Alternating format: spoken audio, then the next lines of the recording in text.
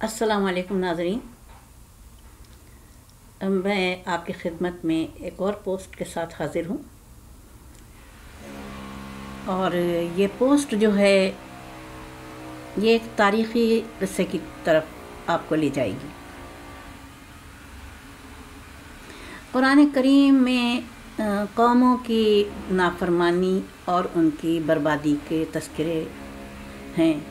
جہاں بربادی کے تذکرے ہیں وہاں تعمیر کے بھی تذکرے ہیں، اللہ تعالیٰ کے انعام و اکرام کے بھی تذکرے ہیں کہ وہ اپنے بندوں پر کس طرح سے مہربان ہوتا ہے جو اس کے فرما بردار بندے ہوتے ہیں۔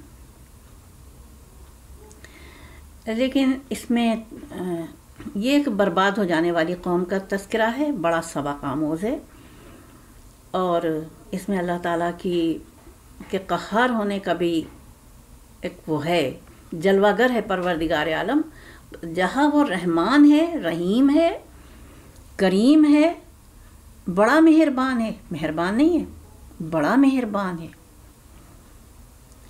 رحم والا نہیں ہے، خالی رحم والا نہیں ہے، نہایت رحم والا ہے۔ وہیں وہ جب اس کی نافرمانی میں انسان اندھا ہو جاتا ہے تو پھر وہ جبار بھی ہے، قہار بھی ہے، پھر اس کی پکڑ کو کوئی تصور بھی نہیں کر سکتا ہے، اس کی پکڑ کا۔ یہ ایک ایسی قوم تھی جو بہت خوشحال تھی اور بڑی ہی سطوت والی تھی۔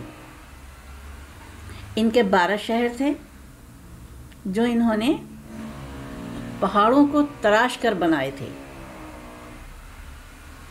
بڑی جدید اس میں ٹیکنالوجی استعمال ہوئی تھی، اور ان کے پاس پانی کا سسٹم نہیں تھا، پانی تھا ہی نہیں۔ لیکن جب انہوں نے دیکھا، پہاڑوں میں ہی ایک جگہ دیکھی پانی جہاں سے مل سکتا تھا، تو انہوں نے وہاں سے پانی کا سسٹم بنایا، ایسا سسٹم بنایا کہ ایک ہی نہر نکال کے انہوں نے اپنے تمام شہروں سے گزار کے اس کو سیراب کرنے کا انتظام کیا۔ اچھا، ایک طرف تو یہ تھا، دوسری طرف یہ تھا کہ یہ درخت کو پوجتے تھے، صنوبر کے درخت کو۔ صنوبر کا درخت ان کا پیشوا تھا، دیوتا تھا۔ چنانچہ یہ سال میں ہر مہینے کی ان کی عید ہوتی تھی، اپنے اپنے شہر کی، 12 شہر تھے، 11 مہینے یہ اپنے اپنے شہروں میں عید مناتے تھے۔ لیکن ایک مہینے میں یہ جس مہینے کو انہوں نے دیوتا کا سمجھ رکھا تھا، وہاں پہ یہ جمع ہوتے تھے اور عید مناتے تھے، بڑی عید مناتے تھے۔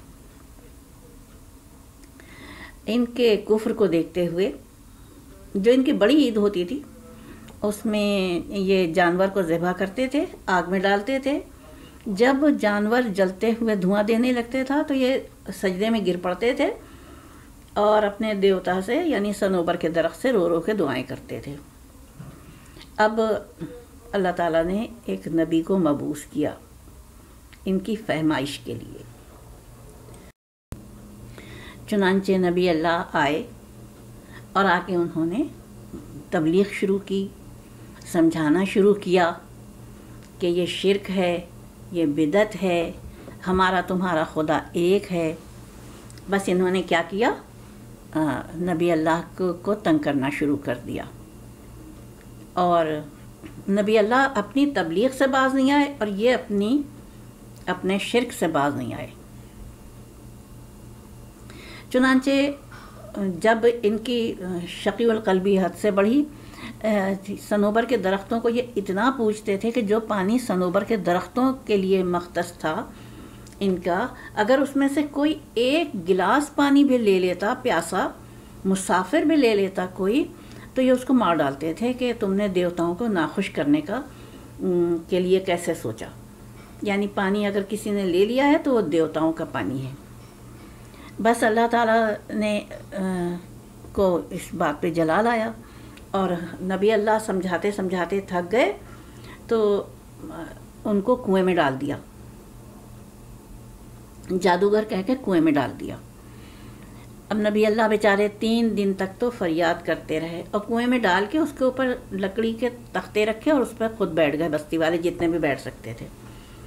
نبی اللہ فریاد کرتے رہے، ان کو نہیں نکالا، بالآخر 3 دن کے بعد ان کی کنویں میں ہی وفات ہو گئی۔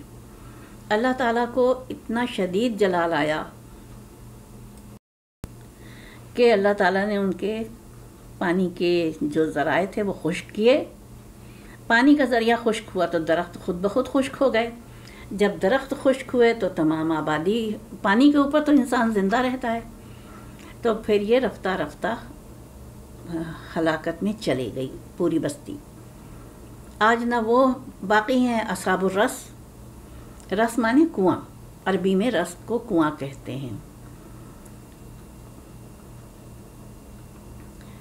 آج نہ وہ کنویں باقی ہیں، نہ ان کی بستی باقی ہے کہ وہ کہاں آباد تھے، وہ صفحہ ہستی سے مٹ گئی قوم۔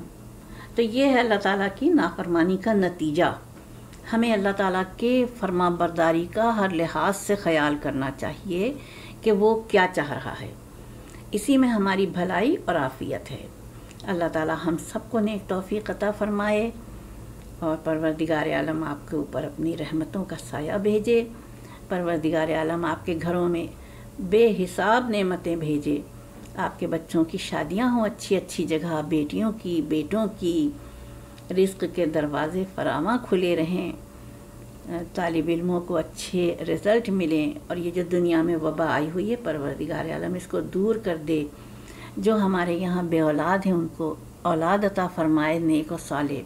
جو بیمار ہیں، بیمار کربلا کے صدقے میں ان کو شفائی کاملہ و عاجلہ عطا فرمائے۔ جو ہمارے درمیان سے خدا کے حضور چلے گئے ہیں، پروردگار عالم ان کو اپنی بہشت بری میں جگہ عطا فرمائے اپنے قرب میں۔ آمین ثم آمین، الہی آمین۔ اس کے ساتھ اپنی میزبان کو اجازت دیجیے۔ خدا حافظ و ناصر، فی امان اللہ۔